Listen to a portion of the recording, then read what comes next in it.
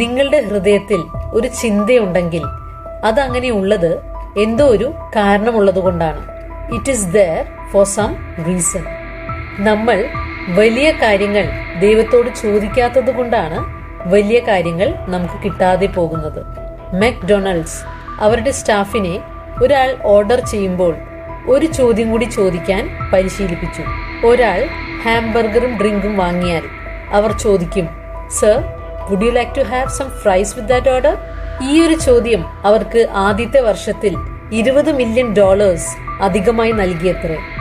North western University ഇലിനോയുടെ donor ആയിരുന്ന Miss Fields University of ചിക്കാഗോയ്ക്ക് $1 മില്യൺ നൽകിയതായി നോർത്ത് വെസ്റ്റേൺ യൂണിവേഴ്സിറ്റി അറിഞ്ഞു. എന്തുകൊണ്ട് തങ്ങൾക്ക് നൽകുന്നതിന് പകരം അത് അവർക്ക് നൽകിയെന്ന് മിസ് ഫീൽഡ്സിനോട് അവർ ചോദിച്ചു.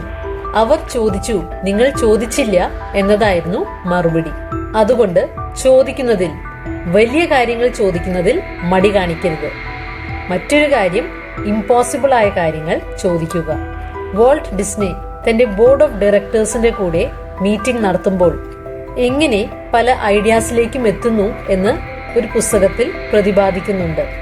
അദ്ദേഹം ഐഡിയാസ് മുന്നോട്ട് വെക്കുമ്പോൾ പലരും ഇത് കൊള്ളാം, ഇത് ചെയ്യാമെന്ന് പറയുന്നെങ്കിൽ അദ്ദേഹം ആ ഒരു ഐഡിയ വേണ്ടെന്ന് വെക്കും. എന്നാൽ മറ്റൊരു ഐഡിയ കേൾക്കുമ്പോൾ ഇത് അസാധ്യമാണ്, ഇതുവരെ ആരും അത് ചെയ്തിട്ടില്ല എന്നവർ പറഞ്ഞാൽ ആ ഒരു ഐഡിയ എക്സിക്യൂട്ട് ചെയ്യാൻ വാൾട്ട് ഡിസ്നി തീരുമാനിക്കുമത്രേ. അദ്ദേഹം ഒരു ഇമ്പോസിബിലിറ്റി തിങ്കർ ആയിരുന്നു. ദൈവം നമ്മളിൽ നിന്നും ഇത് തന്നെയാണ് ആഗ്രഹിക്കുന്നത്. നമ്മളും വലിയ സ്വപ്നങ്ങൾ കാണണം, സാധ്യമാണെന്ന് തോന്നുന്നതിനേക്കാൾ മുകളിൽ, outside the realm of possibility. ഇങ്ങനെയുള്ള സ്വപ്നങ്ങൾ വിശ്വാസം കൊണ്ട് മാത്രം സാധ്യമാകുന്നതാണ്. So trust God and make impossible possible.